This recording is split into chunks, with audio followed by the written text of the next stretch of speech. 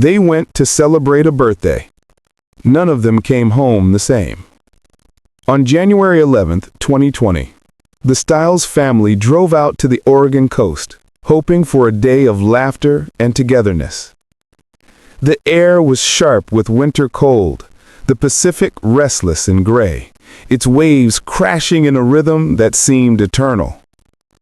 It was supposed to be a simple celebration, a chance to breathe in the salt air, to mark a mother's birthday with her children close by. But within hours, the shoreline would become the stage of a nightmare no family can prepare for. Out on the trail near Arch Cape, father and children walked against the wind. Footprints marked their path in the wet sand, tiny steps beside larger ones, fragile against the weight of the ocean's edge. In an instant, the calm cracked open.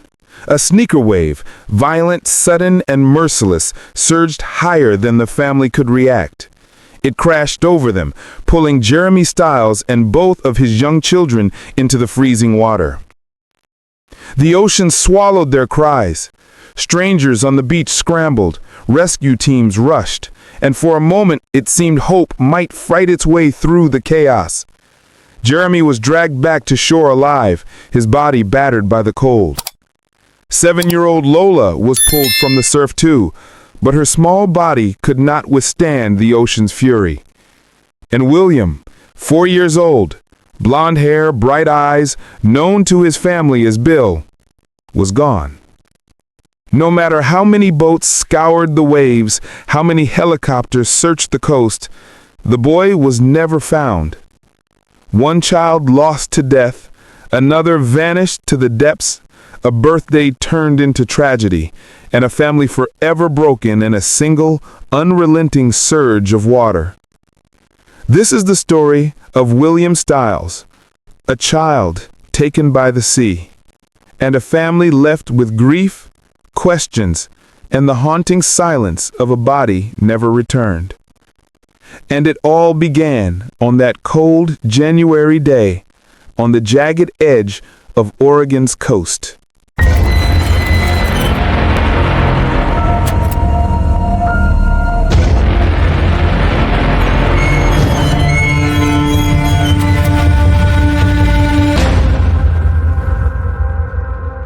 Arch Cape sits along Oregon's northern coastline, a place where raw beauty and danger coexist in every tide.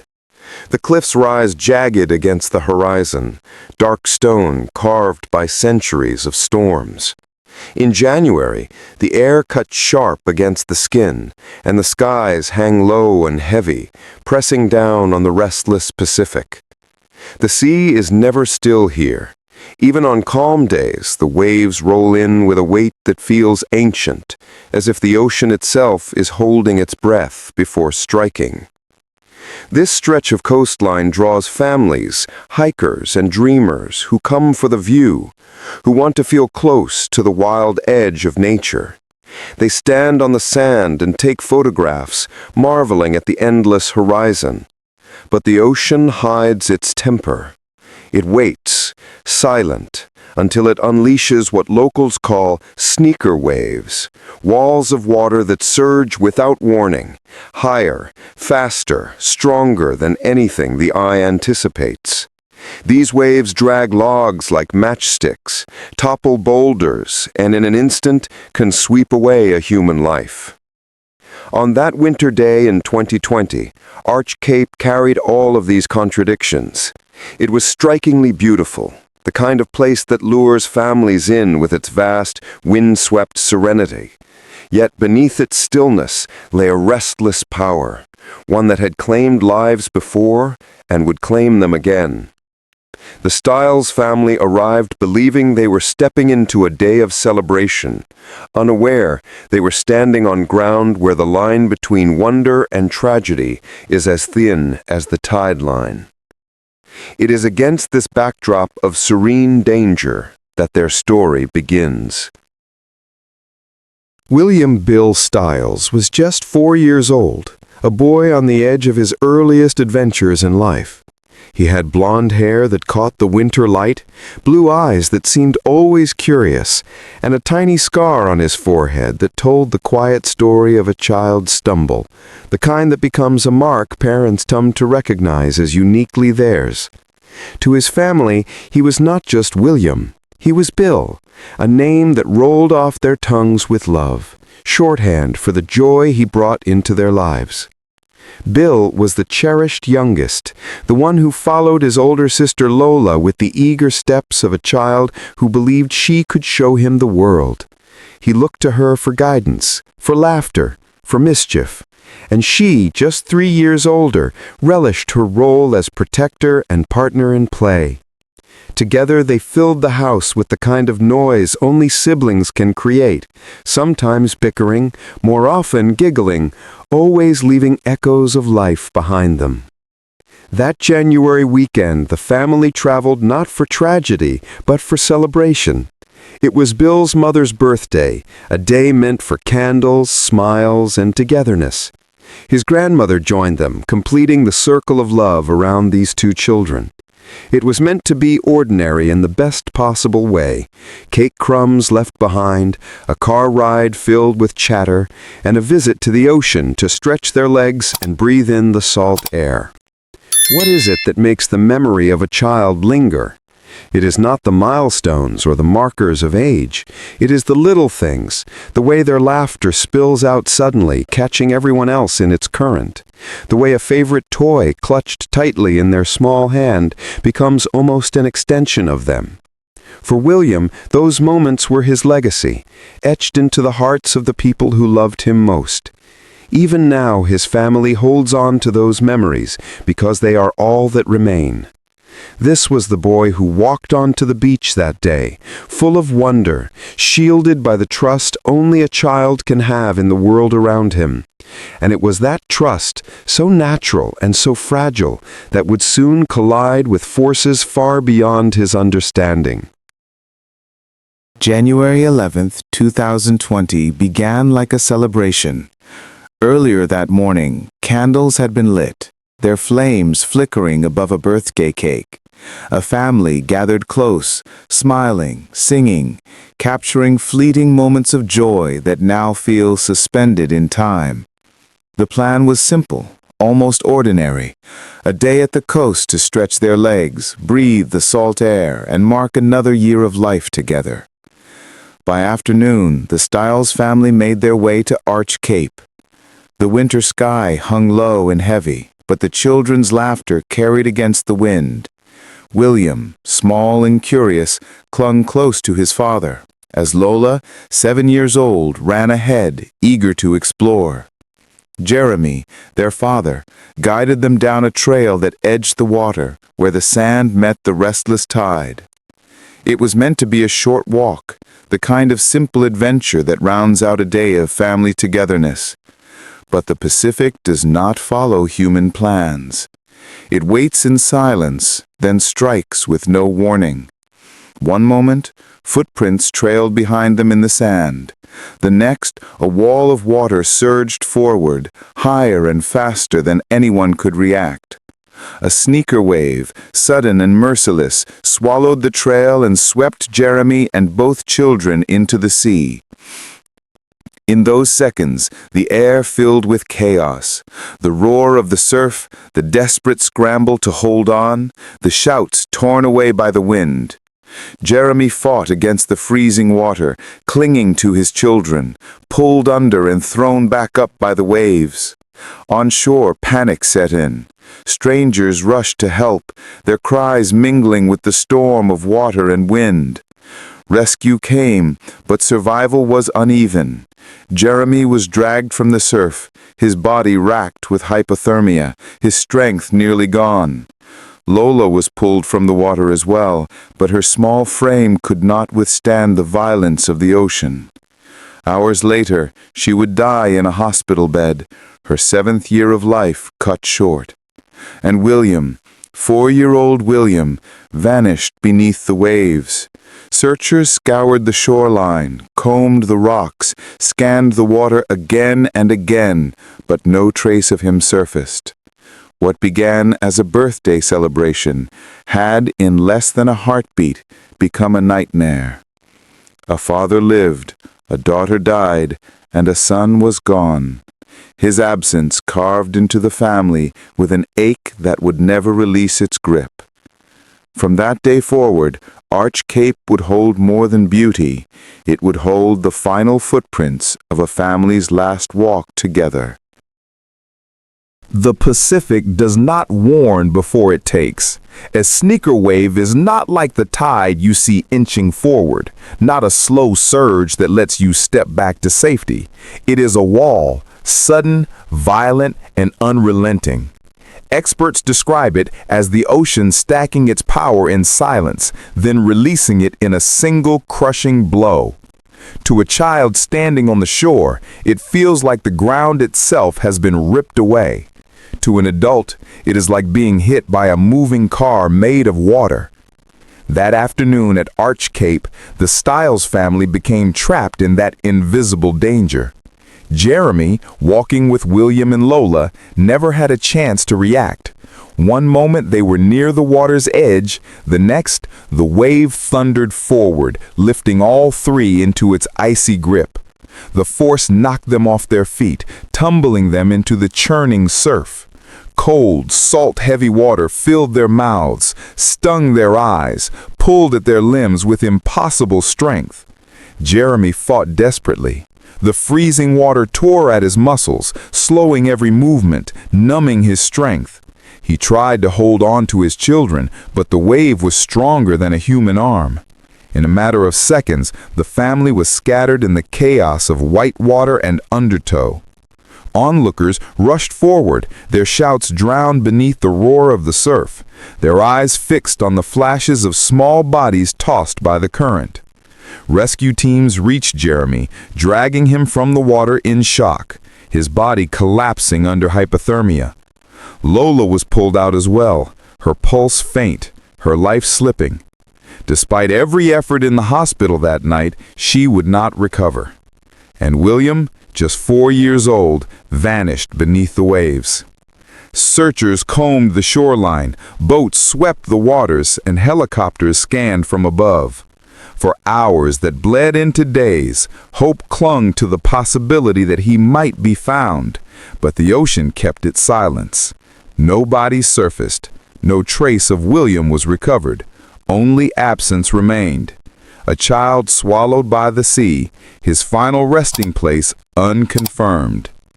It is this uncertainty that deepened the wound. Lola's death brought the harsh clarity of loss, but William's disappearance left a hollow question mark that no one could fill. Was he gone, as the ocean insisted, or somewhere just beyond human reach? That question would shadow every step of the search to come. The search for William began within minutes of the wave receding. First came the desperate eyes of bystanders, scanning the surf for a glimpse of blonde hair, a small arm, anything that might surface. Then came the coordinated response, rescue crews pouring into Arch Cape, determined to find a child the ocean had claimed. Boats cut across the swells, helicopters churned the skies, and teams lined the shore, combing the rocks and sand for hours that stretched into the night. The effort was exhaustive. Searchers used surface scans, sweeping the water where the wave had dragged the family under. Crews moved in grids, methodical and relentless, while aerial units hovered above, their floodlights piercing the dusk.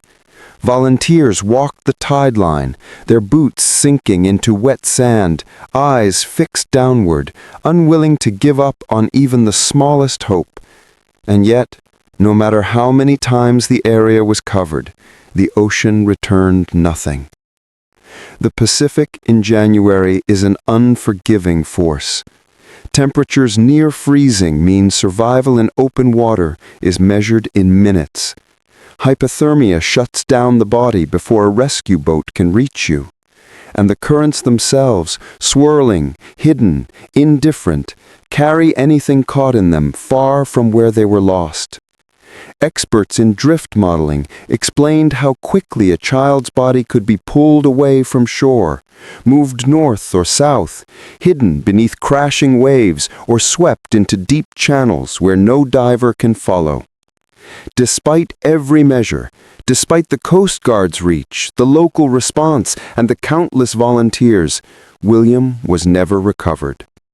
Days of searching turned into a painful acknowledgement. The ocean had taken him. Officially, his case was classified as lost or injured missing, a designation used when evidence points to drowning but no remains are found. It is a category heavy with finality, but also with silence. A bureaucratic label standing in place of a body, a grave, or closure. For the Stiles family, and for everyone who searched those waters, the absence of answers weighed almost as heavily as the certainty of loss. And as the search faded, the community was left to face the emotional aftershocks. Shock rolled through Arch Cape like the tide itself, sudden and unstoppable. News spread quickly that a family celebrating a birthday had been struck by one of the coast's most feared dangers, and within hours the small community was united in heartbreak. People gathered at the shoreline where the search had raged, standing in silence, watching the waves that had swallowed William. Some brought flowers, others brought candles that flickered weakly against the winter wind. All of them carried the weight of knowing this had happened just steps from their own homes. For the Stiles family, grief arrived in layers too heavy to carry. A father pulled from the surf alive, but with the memory of his children being swept from his arms. A mother who had begun her birthday surrounded by family, only to end it with one child gone forever and another presumed lost to the sea. A grandmother who had watched joy turn to terror in a matter of minutes. Their sorrow was no longer private. It became the sorrow of an entire community that saw itself in their pain.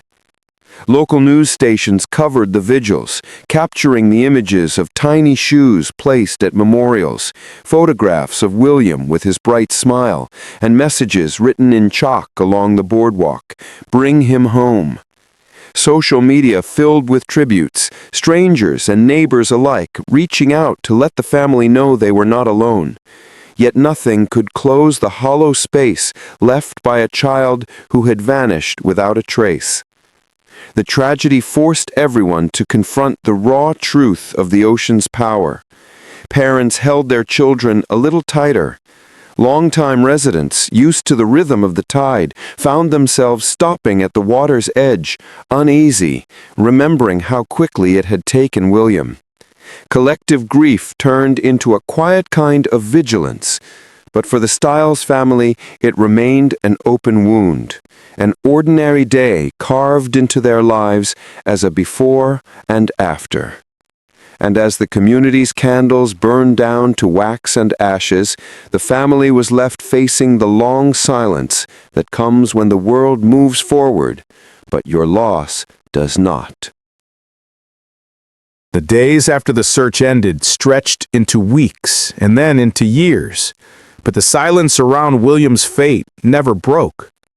His name remained on official records as lost, injured, missing, a phrase that carries no comfort, only a void where certainty should be.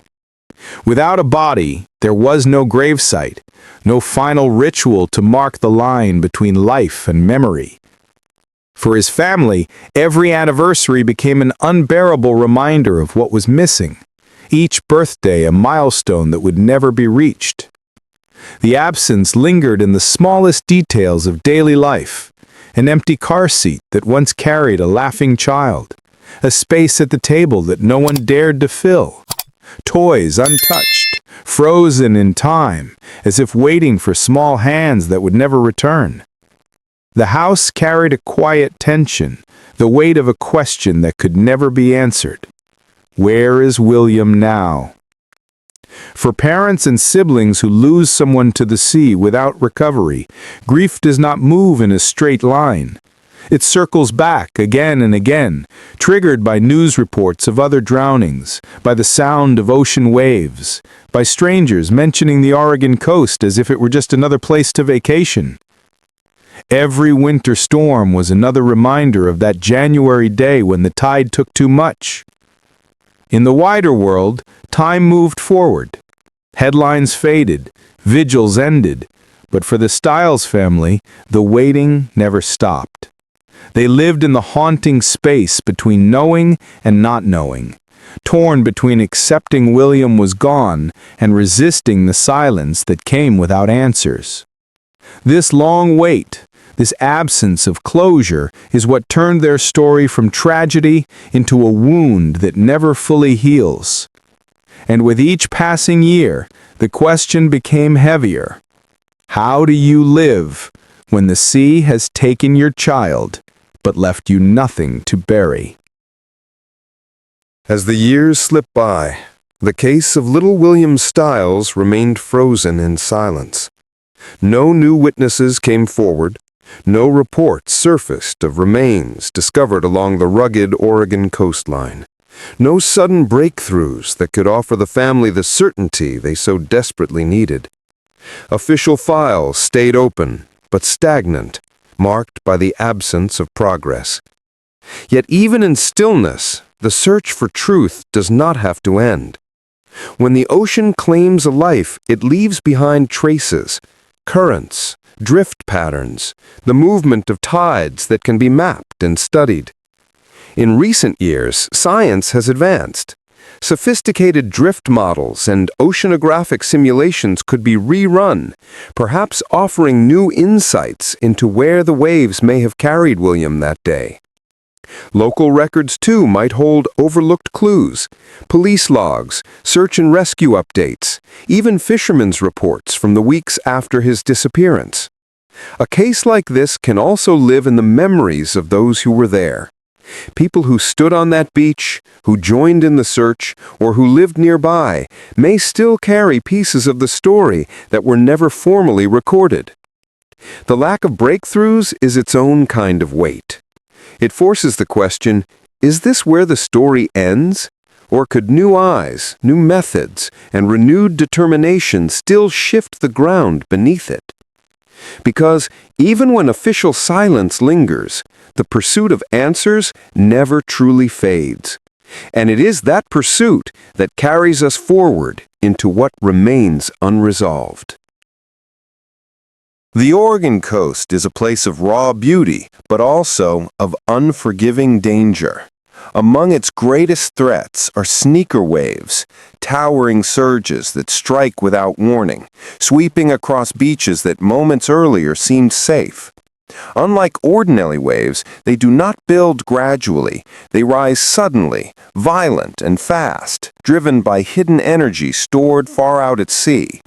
For those standing too close to the waterline, the effect can be catastrophic. In an instant, the ocean closes the distance, pulling its victims into currents that are almost impossible to resist.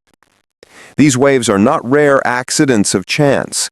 On this stretch of coastline, they are a seasonal menace. They strike most often in the colder months, but their unpredictability makes them dangerous year-round. Scientists have tried to model them, but their behavior defies simple prediction. One moment the sea is calm, the next it is chaos. For visitors unfamiliar with their reach, the risk is often invisible until it is too late. Even when survival seems possible, the elements work swiftly against the human body. The Pacific here is brutally cold. Water temperatures hover around the low 50s, cold enough to send shock through the system and strip away strength within minutes. For a child, the danger is multiplied. Smaller bodies lose heat faster, coordination falters, breathing becomes shallow, and panic sets in almost instantly. What begins as a desperate fight to tread water quickly becomes a battle the ocean almost always wins. Then there are the currents. The same tides that shape the Oregon shore pull constantly, dragging anything caught in them farther from land. The backwash from a sneaker wave can feed directly into rip currents, narrow rivers of water that surge straight out to sea. Once drawn into their grip, even the strongest swimmers find themselves carried beyond rescue in moments. This interplay of tides, currents, and cold is why so many disappear without a trace. The ocean is vast, and bodies caught in its rhythms may drift for miles, sometimes never returning to shore. It is this very science, the unpredictable violence of waves, the merciless speed of hypothermia, the relentless drag of the sea, that transforms a sunny afternoon into an unthinkable tragedy. And yet, understanding these forces is the only way to grasp what happened that day, and why a child could be taken so swiftly, leaving behind only questions and grief. But while science offers explanation, it does not erase the human cost, and that is where the heart of this story remains. Today, more than 4 decades later, the file on William Stiles remains open but silent. His name lingers in records as missing, presumed drowned, yet no trace of him was ever returned by the sea. There is no gravesite to visit, no marker to hold flowers against, only the echo of absence that stretches through the years. The unanswered questions are stark. Where, in those violent waters, did his final moments unfold? Did the ocean carry him far beyond the reach of searchers? Or does he rest somewhere close to the shore, where no one has thought to look? These questions hang heavy, not because they promise resolution, but because they mark the void left behind. For his family, the uncertainty is its own kind of torment. To live without a body is to live without closure. Each passing birthday, each holiday, each milestone becomes a reminder of what was lost but never fully laid to rest. The hope of recovery fades with time, yet the need for remembrance never does. William's case endures as a story without an ending, a tragedy shaped by the power of nature and the cruelty of chance. It is a reminder of how quickly life can be overturned and how some losses refuse to be contained to a single day. And so the story rests here, not with answers, but with grief, memory, and a silence that still waits to be broken. In the years that followed, the Stiles family lived with an absence that reshaped everything. Jeremy carried the weight of survival, his body spared by the ocean, but his heart marked forever by the moment he could not hold on to his son. Lola's passing cast an unshakable shadow, and birthdays or holidays never came without the reminder of that day on the coast. For William's mother, the tragedy that struck on what was meant to be her birthday blurred celebration with sorrow in a way that time could never undo. Life went on, but always with the feeling that someone was missing. The community, too, felt the impact. The Oregon coast was no stranger to sneaker waves, but this loss, so sudden and so raw, became a stark reminder of just how merciless the ocean can be. In the years that followed, awareness campaigns and safety signage became more visible, warning families and visitors of the danger. It is impossible to say how many lives were spared because of those warnings, but William's story became part of the caution whispered into every reminder: never turn your back on the sea. Yet for those closest to him, safety lessons could not fill the silence left behind. The lack of a body meant no final goodbye, no marker carved with a name, no place to anchor their grief. Each anniversary arrived not only with memory, but with a question that refused to let go. How does a family live with answers that can never be fully known? And it is in that question, more than anything else, that the legacy of William Stiles endures. This story can only be told with reverence. Every frame, every word, must carry the weight of what was lost and the dignity of those left behind. The pacing should echo the pull of the tide itself, steady, unrelenting, and never rushed. Music, when present, should be restrained, no more than a quiet undercurrent beneath the wind and the surf, letting the environment itself speak as much as the narrator's voice. Ethics sit at the center of this production. The family's grief is not material to be dramatized, but truth to be honored. Consent must be sought before sharing their words, their images, their memories. No reenactment should intrude upon the final moments of William or Lola's lives, and any visual reconstruction must be clearly marked, avoiding the suggestion of certainty where none exists. These choices are not just creative, they are moral boundaries that safeguard the humanity of this story. Accuracy, too, is a responsibility. Every assertion about the search, the medical outcomes, or the ocean's behavior must be grounded in sourced fact. Official reports, Coast Guard statements, hospital records, or verified local news. Where silence exists in the record, it must be acknowledged, not filled. Where mystery remains, it must be left standing, unembellished, as part of the truth. The voices chosen to speak on camera matter. Jeremy, if willing, carries the raw perspective of a father who lived what few could bear. The mother and grandmother, if they choose, bring the enduring side of grief that never touched the water, but has lived with its echo every day since. First responders and search teams hold the technical weight of what was attempted, while oceanographers and local rangers give clarity to the natural forces at play. And a grief counselor can frame what such a loss does to the human spirit when closure never comes. Handled with care, the production does not just retell a tragedy.